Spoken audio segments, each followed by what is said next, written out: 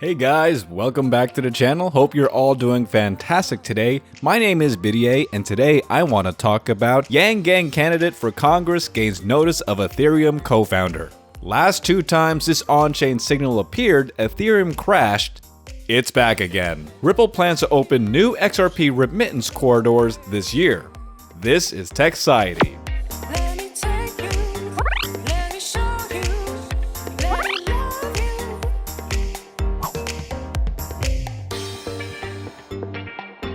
If you're enjoying the content, don't forget to like and subscribe, and do turn on the bell notification icon to find out when I post so you don't miss out. Yang Gang candidate for Congress gains notice of Ethereum co-founder. Ethereum creator Vitalik Buterin and Radical Markets author Glenn Whale joined New York congressional hopeful Jonathan Herzog to talk about upending the system. So in short, he is running for Congress in New York's 10th district. Vitalik and Glenn appeared on his podcast where they talked about the current political movement. They also discussed how to reorient power away from unrepresentative institutions to citizens. Now, Jonathan wasn't 25 until he joined Andrew Yang's presidential candidate effort as Iowa campaign coordinator, and now he's running for Congress himself. I talked about Jonathan in a previous video. I thought that he is doing fantastic for himself. He's very much aligned with Andrew Yang's policies, into crypto, and basically a man for the people, and not just saying that, he's doing it. Okay, so the article goes on to say that just like the man he once represented, Herzog is running a campaign more notable for its enthusiasm than its likelihood of success. So like Yang, he's attracting notice in the cryptosphere, most recently from Ethereum co-creator Vitalik Buterin and technologist Glenn Whale, who appeared on Herzog's weekly podcast, The Daily Dialectics, on Monday to discuss the need to overhaul our political, social, and economic systems. They called Herzog one of the most exciting candidates running this year in these impossible times when our society is coming apart. He is the kind of leadership that we need. Now, the article also goes on to say that the policy positions are taken from Yang's own platform, and his campaign literature refers to him as the new crypto candidate. So he wants to piggyback off of Wyoming's crypto-friendly laws, as well as the Token Taxonomy Act now languishing in Congress to create national legislation that clarifies the regulatory status of digital assets. His politics are more to the left than deep red Wyoming, both socially and fiscally. He supports universal health care. He's overturning the ban on transgender members of the military and working toward net zero climate emissions within 30 years. But he finds common cause with libertarians on a number of issues that have come to the fore in recent weeks. For example, he argues for an end to qualified immunity for law enforcement, the prohibition of no-knock warrants, and a move away from mass incarceration. At the moment, US is what they may feel to some like a revolutionary moment in which traditional policy ideas do not appease the public. So they're trying to rethink the entire system. So this provides an entry point for Yang's protege, who is a contemporary of Buterin and Whale. The former created a decentralized blockchain that would go around entrenched institutions and reorient power towards users. The latter is an academic who's proposed radical revision of people's relationships with property and political reputation. So they appeared on Zoom in front of an empty wine shelf and with a fresh haircut, opened by talking about how to get everyone working together without being controlled by institutions. And that's kind of the point of cryptocurrency, isn't it? Is to not be controlled by institutions. Be a man of the people, be a person for yourself without having someone having control over you, right? That's the whole reason that we got into cryptocurrency, and that's why people should get into cryptocurrency, to basically free themselves from those who would try to control them. And what crypto does is basically give that power back to the people. So they say that at the moment, Herzog will likely have to rely on spreading ideas through his podcasts and advocacy work rather than in the halls of Congress. So to get there, he would have to first knock off popular incumbent Jerry Nadler in the June 23rd Democratic primary, not to mention better funded second place challenger Lindsey Boylan. However, if he pulls off a win, he'd likely face an easy pass to Congress in the general election in the heavily blue 10th district, which spans Manhattan and Brooklyn. But even if Herzog falls short, which is likely, they say in the campaign, and the spotlight it's giving to outside the box ideas is just a sign of things to come. Andrew Yang is reportedly considering a run as a New York City mayor when Bill de Blasio terms end next year, and Whale is working on quadratic funding. So, they're talking about what we were talking, right, about crypto decentralizing everything, and that's kind of what this article says Ethereum is trying to do. Herzog is already doing it, and they think that more political candidates like him are coming, and I agree. There's so many people that are for a lot more presidentist ideas of what we as a people need, and people like Jonathan Herzog, Mike Broiler are from Kentucky. There's a lot of people coming out and saying, hey, we need to give power back to the people. And ways like universal basic income and cryptocurrency are ways to do this. We've been battered down by so many people in higher positions saying, hey, you can't do this, you can't do that. And it's not really right.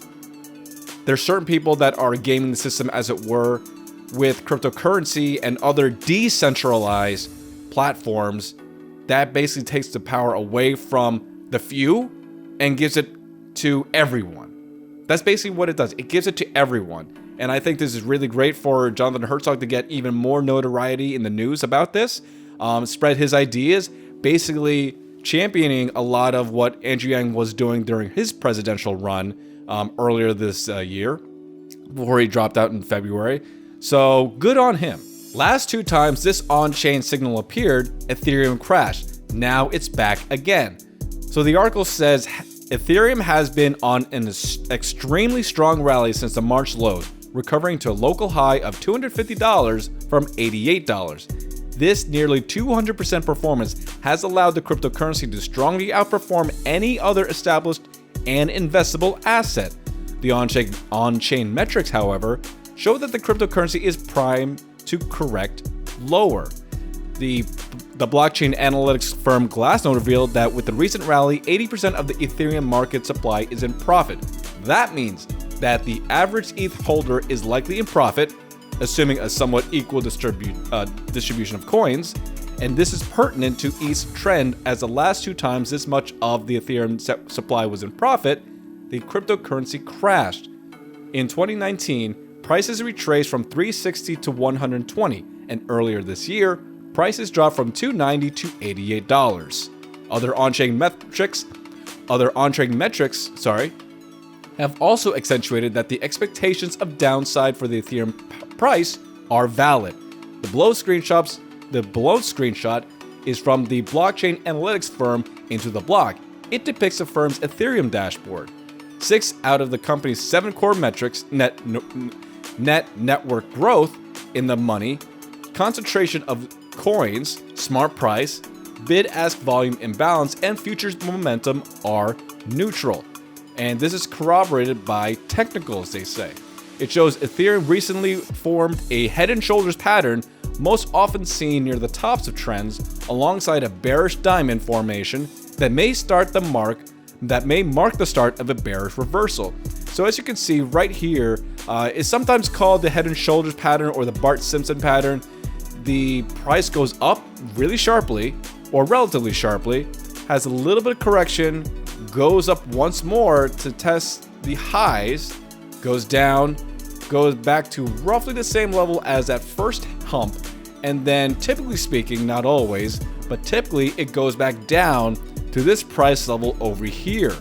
So if that is correct, that means that it should test around the $200 level mark, maybe even a little bit lower than, by the head and shoulders pattern that typically happens. Now, added to this, there's a purported storm ready to ravage Ethereum investors.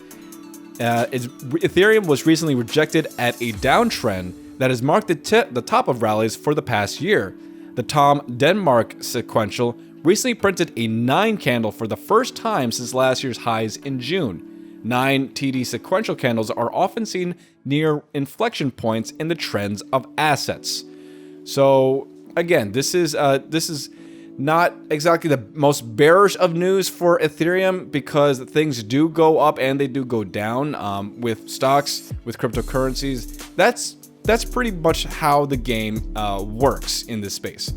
And you have to kind of think that things don't always continuously go up, because that's not sustainable, right? They have to come down at least one point, have it like a more of a natural, more normal trend.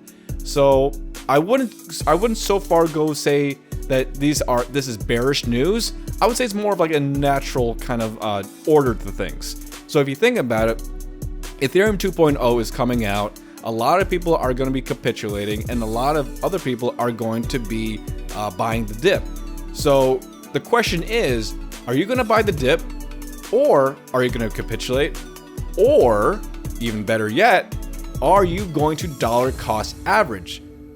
History has shown that those who do dollar cost average end out higher in the end. Now, this is not financial advice, but I want to let you know this is exactly the kind of talk that happens in the crypto space. So just be wary, do your own research, and make sure that you are safe. But if you think that this is wrong, let me know in the comments. I'd love to hear your opinion on what this has to say. Ripple plans to open new XRP remittance corridors this year.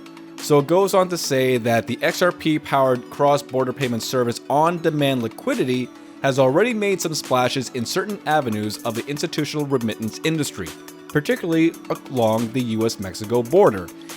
The executive says that Ripple is on track to open new ODL corridors this year, and we're onboarding new customers and working with existing customers to ramp up ODL volume in important corridors, including USD MXN, USD PHP, AUD USD, and PHP, and from EUR USD.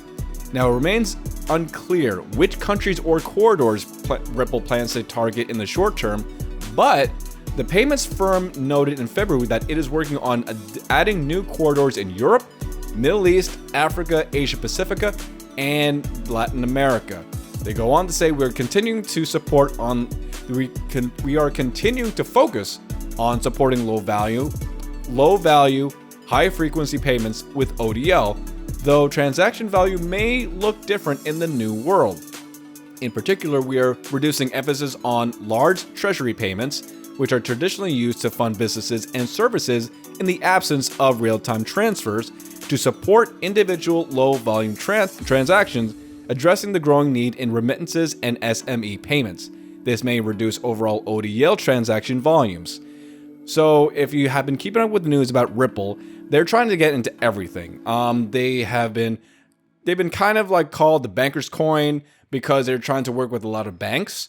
They were getting into, I think it was like MoneyGram or Western Union or both actually. So XRP definitely wouldn't be a project that I would underestimate for sure. I know it has had a lot of heat from those who are invested in the crypto space from long time ago. So don't get your hopes up too soon about how things can be. I think that's going to do it for me today.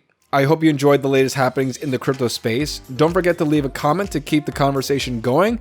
My name is BDA, and until next time, stay bullish.